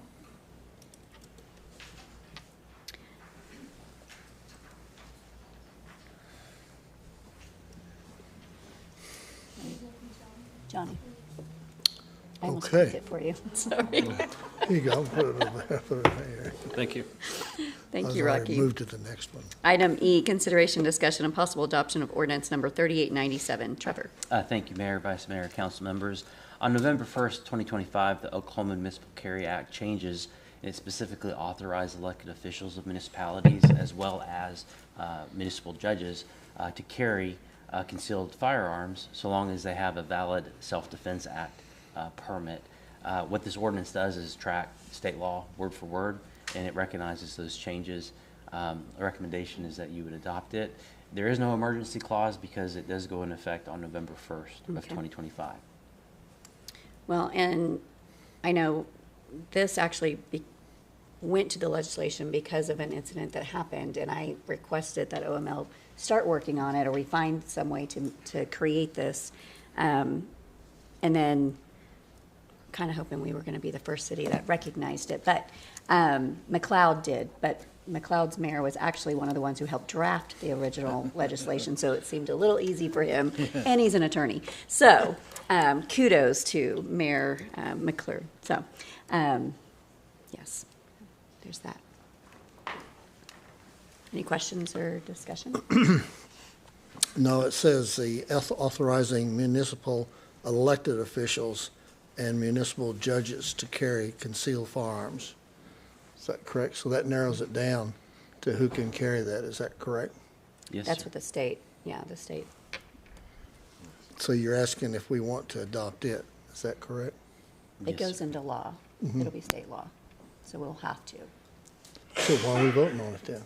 We're recognizing and accepting it. Okay, Okay. I accept it. Okay, I'll make a motion. Can I do that? Can I do? Yeah, you can. Okay. I'll second it. Nope, pickle Pickle. Pikachu. All right. I'm Roll gonna call? leave. No, Not yet. almost. All right. Remarks by governing body members. We have Safety Spooktacular coming up Saturday night, free, tons of fun. 6 to 8, 6 to 8, yeah. Rose District. 5. Oh, was it 5 to 9? 5 to 9. Well, for 20 years, it was 6 to 8. Yeah. So it's 5 to 9. It's 5 to 9. Good. That was a long time ago. It Yeah. is a great event. It's Yeah. safe for the family. There'll be a lot of police officers out there, and I don't even know what the weather's going to be. I've already had people calling me saying, "What's going to happen if it rains?" I'm like, I don't know. Not my problem. But here, Not call my this event. number. Yeah, Not my yeah. event. But anyway, I don't know what the weather's going to be like. So anyway, it's a great event. Yeah, there's a ton that's going on. So tomorrow at 4:45 at the Tulsa Airport, the Heroes flight will be returning, and they would love to have people come out and welcome all the veterans home. There were 30 of them that went off to DC this week, so that would be amazing. And I got to speak at their send-off, which was amazing. And then Veterans Parade is February 1st, so that'll be before. February? February? Just kidding. Interesting. Veterans Yeah, Parade she wanna is make sure November we- 1st. No wonder I'm confused. I know, November 1st, 10 a.m. on Main Street, and we'll have an F-16 flying over. Well, and in our consent agenda, we also approved a helicopter landing in the, I don't know what it was all about, but. Not just a helicopter, a Black Hawk. Okay. Yeah, big Good. time. Yes, Good it'll be landing at the community center pool. Is that Yes, right? that's Yes. correct. So we'll have Black Hawks that'll fly over, and then one will be landing that citizens can go and take a look at, so. Awesome. Speaking of veterans, one of my jobs my main job in the military was certainly honoring veterans. And it was easy for me because I'd honored my dad and Myrna's dad had served, and I've always honored veterans, especially the ones that had died in service at Arlington Cemetery. But two of our city officials were inducted into the Oklahoma Military History Hall of Honor induction this last Thursday, and that was Michael Spurgeon and Mayor Deborah Wimpy. So I was very excited. It's a big deal. They were honored that night. We did get a free meal with that, but they did go over what they were honored for, and it is military people that have really served, and those that have really served the military. So it'll be people that have worked with the military, and I know the mayor certainly has ever since I've known her. So that is great. You heard her just talk about meeting the veterans as is coming back into town. All the veterans know Deborah. So All of them. anyway, I was real proud of both of them. They did a very good job, and it was a very eventful night. I love to see our veterans honored. Thank you, Johnny. Thank you. Thank you. Continuing with veteran things, I forgot, Saturday morning at 10 a.m. at the Veterans Park, we'll have a Mission 22 wreath laying ceremony. The community is invited out for that as well. And then we do have the Wreaths Across America, our Park Grove Broken Arrow Cemetery. They are, we're hoping to be able to place a wreath on every grave, and it's a little over 700 graves that we have veterans in our Broken Arrow Park Grove Cemetery. So I know there is a fundraiser for that where you can purchase the wreaths. And so if you'd like to get back in that way, purchase a wreath. Can you just, what did you say was Saturday morning? The A Mission wreath? 22. Yes, but you called it a wreath something. Wreaths Across America. No, Well, no. a wreath So- laying ceremony. Oh, wreath laying. I said reclaiming ceremony. It's like. We're going to reclaim all those wreaths. Okay. Wreath laying ceremony. So I rest my case. You know, she's still with veterans, so. Yes, yes, yes. Well, not only is our mayor Hall of Famer, she also has been appointed by the governor to be on the AmeriCorps with the Oklahoma Commission. So I wanted to congratulate her on that. I know that we're proud that you're on there and representing Broken Arrow, and I know you'll be a big asset to that board. So congratulations. All right, any other announcements? I just want to give a big congratulations to our local Pride of Broken Arrow marching Yeah. band. Just I wondered returned if from you'd St. mention Louis that. over the weekend, where they won the Super Regional Championship, and actually all of the bands from Oklahoma that went to St. Louis made it to the finals. Yeah. So that's a big accomplishment, and well represented. Well, they also won like best costume and like best overall. They- Like, I'm not a band They person, but sweeped like it. they had Yeah. a bunch of stuff. They swept all the awards. Yeah, that's It's pretty a great impressive. show this year. Yeah, good. Are they going to do a performance for the community? Yes, so coming up in a couple of weeks, I don't have the exact date on me, but it will be one where they do a community performance as a send-off to go to the Grand National Championships in Indianapolis. And admission is always a canned item for Broken Arrow neighbors. That's right. Which the band's been able to donate thousands of pounds of food over Yeah. the years. So it's a big event. Absolutely. Well attended. Or you could watch them this Friday at the home game, Broken Arrow versus Union. Nope, that's Thursday. Oh, is it Thursday? Thursday. It's Thursday. Thursday, when we have our meeting. greet. Yeah, we can't Why go is to it that. Because of We weather- can't go because we have a meet and Thank greet. you. Oh, my goodness. I don't Appreciate you remember a bringing The that football shortest game meet and being greet moved ever. in high school career. Goodness. We're like, nice to see Well, I'm you. just kidding See then. You later. need to come out to our meet and greet. Forget the football game, For I only, guess. for only about 30 minutes, because we gotta make it to the football game. 'Cause Yeah. you Shortest know meet we're and going to greet be ever. at the meet and greet. Shortest meeting ever. Thank you for letting me know. I did not know what got changed. Just this afternoon, so. Okay. I don't know if I don't want to steal Mr. Spurgeon's thunder. Are you going to introduce our new employee who's? Okay. Then Don't steal us. I have no announcements. Okay. City manager. Okay, so just a couple of things. First, today was a pretty special day because we had the new Vice President of Real Estate and Development, Tom Ashley from Venue, was here today. And he's only been the new Vice President for about 4 months. And he wanted to come to town to actually see the progress that's happening on the amphitheater itself. And so we actually put together a very good program for him, to where we brought in not only the city leadership from the city council, also our partners at the chamber, at the school district, and Wagner County. And so we had essentially 2-1 sessions, and then we had lunch, because obviously they're looking at opportunities for sponsorship and naming rights and so forth. And so Mr. Ashley was able to meet with everyone that's on our team that they'll be working with. You know, representations and expectations were created by Mr. Mudd on behalf of Venue, and so I thought it was very important for all of our partners to be there to make sure that he understood those expectations. And it was great to see the superintendent, Rosalind Van Jackson, and also Darla Heller from Wagner County were able to come by. Then in the afternoon, we actually went down and toured the venue, and Lori has sent out an email to the council members. And I would really like for the 4 that haven't been out there, when you have an opportunity to schedule 2-2, right, Trevor? 2-2. Yes, sir. Okay.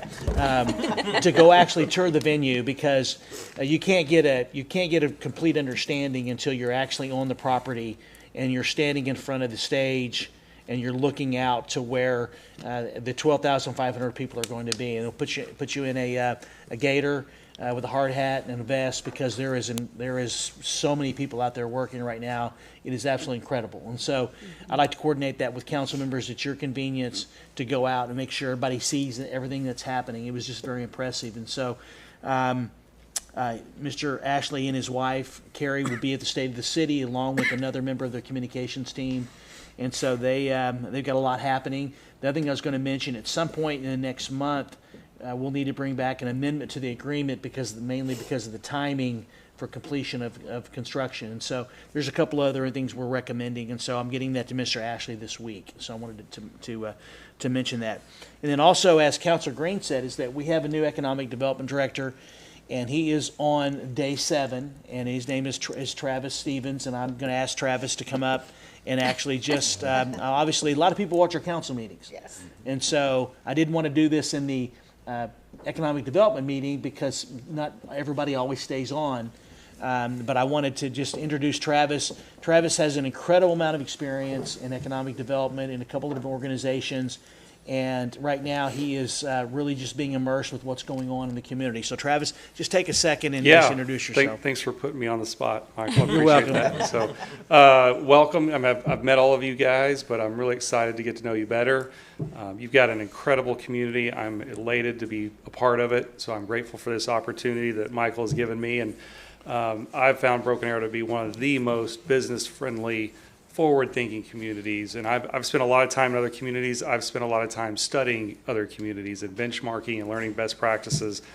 And Broken Arrow is just top shelf. And I'm super excited to be here, and I can't wait to get started and make a lot of things happen. And you guys already have a lot of momentum, but I'm ready to just continue that momentum. So. Thanks, Travis. Thank you. Welcome. So the last thing I want to say was something interesting. Amber Miller, and I'm going to give her credit for this. We were meeting today, and she made a comment that basically said people don't move to Broken Arrow until they visit Broken Arrow.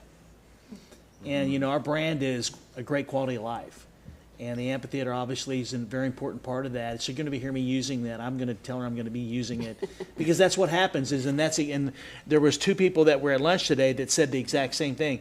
They had heard about Broken Arrow but never been here, but they were here most of the day, and they had the exact same impression that Amber mentioned about they'd heard about Broken Arrow, but when they came here, they now see why so many people want to be here. So it was very heartfelt to hear them to give their story about Broken Arrow. So that's enough words for right now. That's all I have.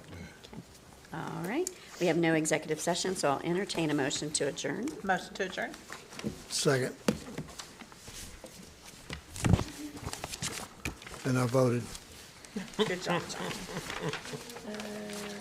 Can I borrow yours? I only have a council. Sorry. I only have a council pack. I don't have the rest of the agenda. Yeah, go ahead. You need a banner? Okay, I understand. Call the Broken Arrow Municipal Authority to order. Roll call. Pickle, Here. Green, Here. Ford, Here? Parks, Here. Wimpy. Here. Are there any items to be removed from the consent agenda? I'll make a motion we approve the consent agenda as it stands. Second? Roll call. I did. You got to click it twice.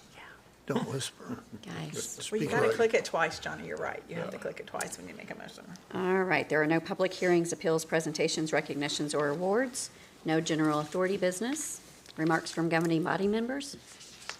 City Manager? If you have not gone down County Line Road, and I'm not asking for any comments from Tim because he really loves sewer.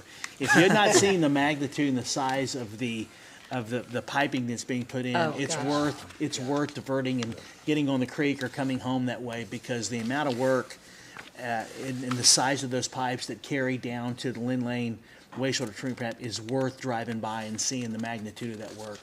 And I'm very happy with our contractor we picked and things are moving forward. But I just wanted to mention that as I see it all the time, but I'm not sure if council members have seen the magnitude of how large those lines are that we're replacing that had deteriorated because they were concrete.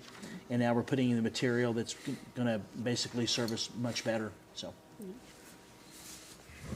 All right. There is no executive session. Make a motion to adjourn. Second? Roll call. Call the Broken Arrow Economic Development Authority to order. Roll call. Here. Green, Here. Ford, Here? Parks, Here. Wimpy. Here. Are there any items to be removed from the consent agenda? Make a motion that we accept the consent agenda. Second. Okay, roll call. There are no public hearings, appeals, presentations, recognitions, or awards. No general authority business. Remarks from governing body members? Seeing none. City Manager? I have just a couple I wanted to mention is that I want to thank you for creating that committee for the new municipal services building. And mainly how it relates to economic development is that council made, one of the decisions you based that on was the fact that we get the opportunity to re-envision what to do with the current city hall and how that can increase opportunities for growth and prosperity, either jobs, density to support existing businesses. And that's one of the main focuses of the downtown master plan update committee is to look at and give recommendations to the council. And that is incredibly exciting that that's a part of that initiative, and the fact that we're creating a corridor once the city hall is built, with Washington being completed with bond money, those plans are being designed actually all the way up to University Boulevard, to the university, out to the amphitheater. And so it's going to be an incredible opportunity to re-envision how we can actually bring more prosperity down here. The other thing is next week, the council members and members of city administration are going to 2 cities outside of Nashville as a part of the best practices. And obviously, economic development, that's a driver for this. And so I'm just very thankful that James and his team, and I know Tiffany's here, they selected 2 cities that have many similarities to Broken Arrow. So if anybody asks about the purpose of this, is that obviously they just recently completed the upgrade of their downtown master plan. They had a city hall that was in downtown, and they moved it to the edge of their downtown area. And so the similarities to the 2 towns were going, and that's a good opportunity for us to look at opportunities that exist in other communities that are probably a little bit further ahead of us. And so I'm excited for the trip next week, and we'll be leaving Monday and then coming back on Thursday, and then we'll be giving an update to the public on the results of that best practice. There is no executive session. Make a motion to adjourn. Second? We have a motion and a second. We're adjourned. All right. Mine was messed up too. It didn't have it in there. Yeah, it was.